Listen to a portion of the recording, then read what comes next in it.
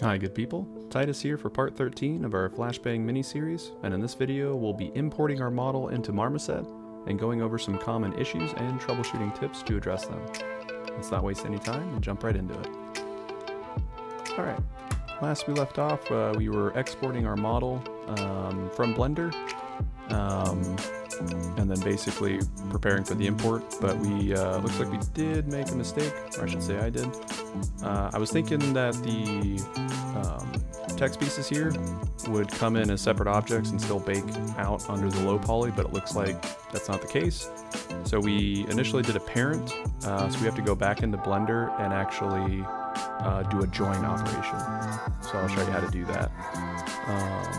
Basically we're going to go into, if you look at your breakdown of your high poly, in one of the items you'll have this little icon here for an A. You can expand that out and just do a shift select on all the items, and then you can right click, convert them to a mesh, and then you can simply shift select the appropriate cap, which in this case would be the top one, and then you can right click and do join, or you can just simply press Ctrl J,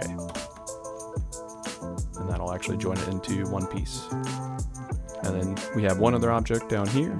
We can select that, and we can just right click, convert to a mesh. Then we can shift select the bottom cap, and then you can just right click join or press Ctrl J. And that creates one unit there. And that's pretty much it. So we're going to select, or basically make both models visible. And then we can just select everything in the scene so it's highlighted. Go to File, Export, FBX. We're going to limit it to selected objects only. Because we're going into Unreal, Unreal likes X forward and Z up. You can do Apply Transform. And then everything else is probably fine. I never do leaf bones, but pretty much everything else is good. And then we will call this one Flashbang Blender, and it was final. We'll just call this one whoops, because we made a mistake. And then export that out. And that's it. So we're pretty much done with Blender now, so we'll switch over to Marmoset. So once you load up Marmoset, we're going to be creating a new bake project, and we're going to be doing that by pressing this little bread icon where it says new bake project. That'll create it down here. Before you actually load your model in, you'll want to go to Edit, Preferences, and then under the Content section, there is a Import Materials with Models. Make sure that's checked. Apply. And then you can just simply close out of it, and now we're ready to actually load. So we'll do under the quick loader. If you don't see this, you might have clicked like a bake group or something, so just click the bake project, and this will all come back. Just hit load, and then we can go back to our actual model. So this one would be the whoops. And then you should notice that your model comes in, and on the right side you should see all the materials that we created in Blender, including our underscore UV, or whatever you named your unwrapping texture. That's the important one.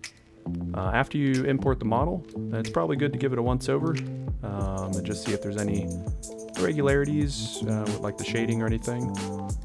Most of the time, if you do see something irregular, what you'll want to do is, it's probably something to do with your triangulation. So you might want to go back into Blender and make sure everything's triangulated correctly.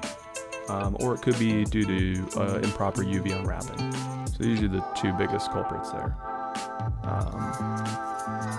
But hopefully it came out okay.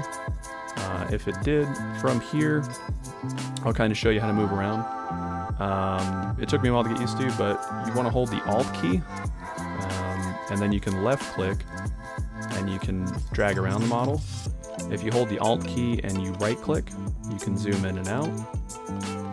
If you hold the Alt key and press the middle mouse wheel in, you can pan around. So I'm not used to these controls. I assume they're probably more like native like Substance or Maya or some of those other programs. But they're very alien to me, so it took me a while to get kind of used to it. But not too bad. If you want to move your lighting around, you can hold the Shift key and then press and hold the right mouse button, and you can actually move your lights around as well. Pretty basic. And then Alt key, move it around. Okay.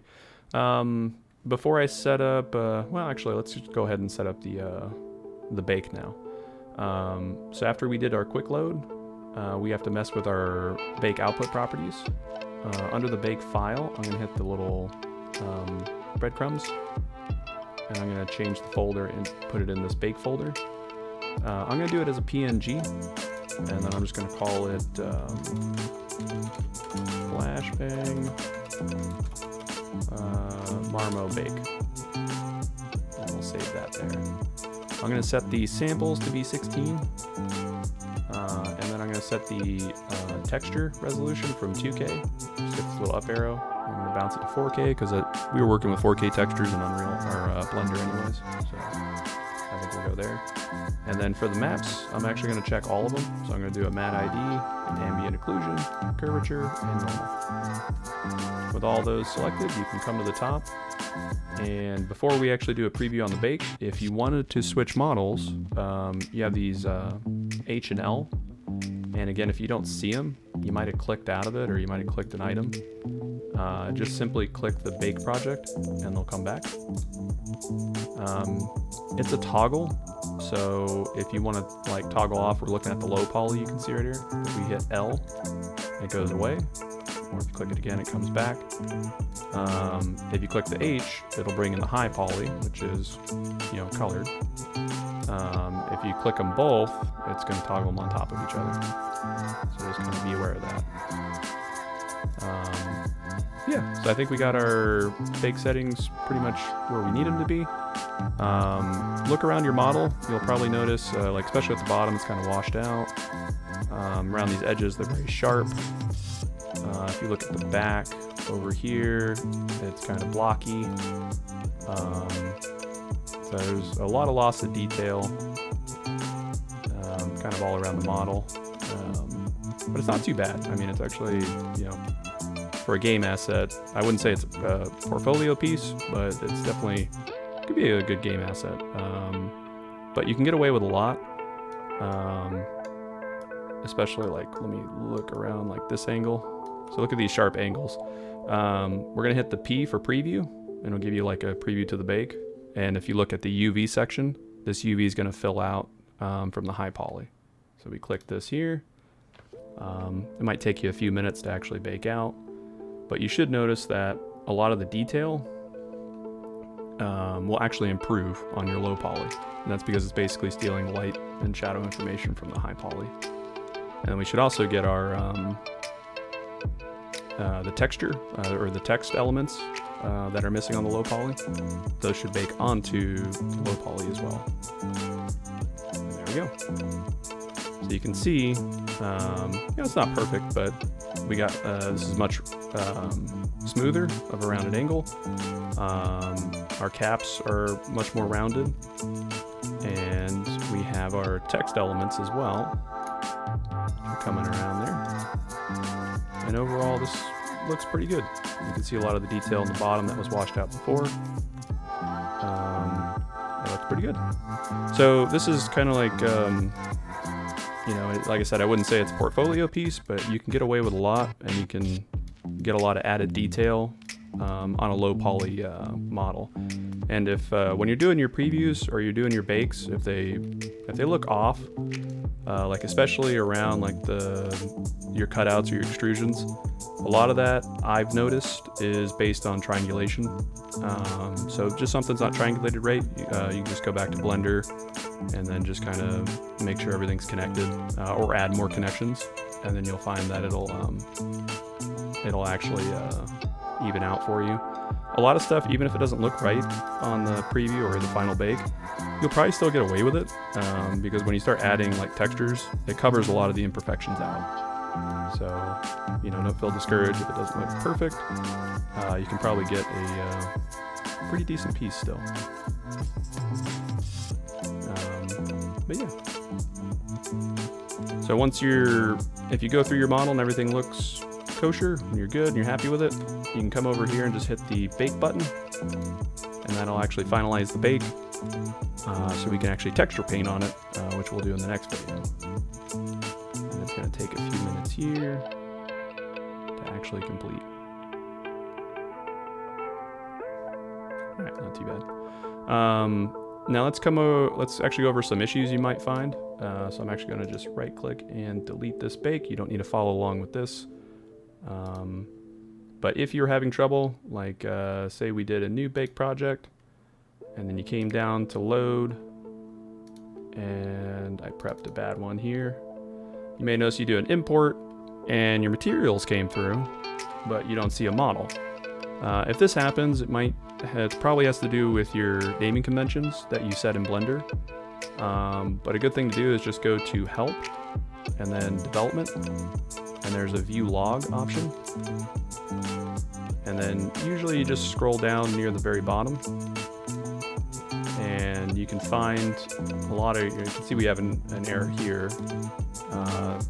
This one is kind of just because I had the file open before and created and I deleted it, so that one's not really important. But these errors right here, you can see the object cannot be categorized as high or low poly, so it's omitted. Basically what this means is in Blender, I didn't name it with the underscore high or the underscore low. I used some other designation, and Marmoset can't tell what it's used for, so it ignores it, which is why you don't see your model. So, you know, if you import it and your model's missing, that is probably a good reason. The other thing too, if we delete out our bake project, and I'm going to go over here and delete all the materials. I'm going to go back into preferences.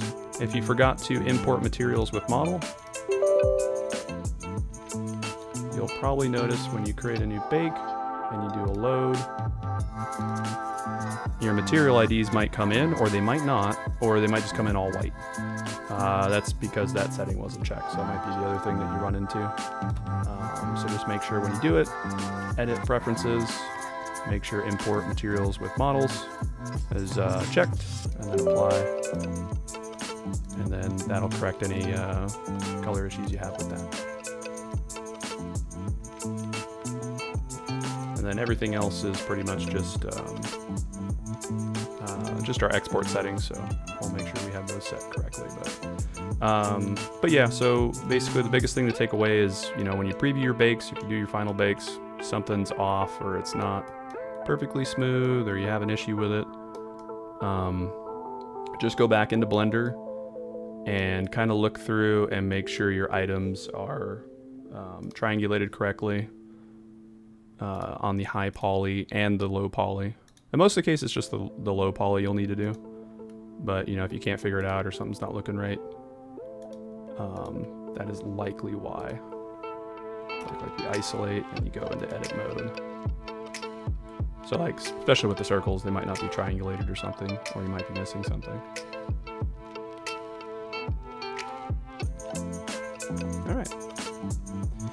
All right, so that's pretty much concludes the import and baking process. In the next video, we'll go over texturing to add some color to our model. And then after that, we'll be bringing it into Unreal Engine to actually show it off in game. But thanks for watching, consider subscribing, and we'll see you on the next one.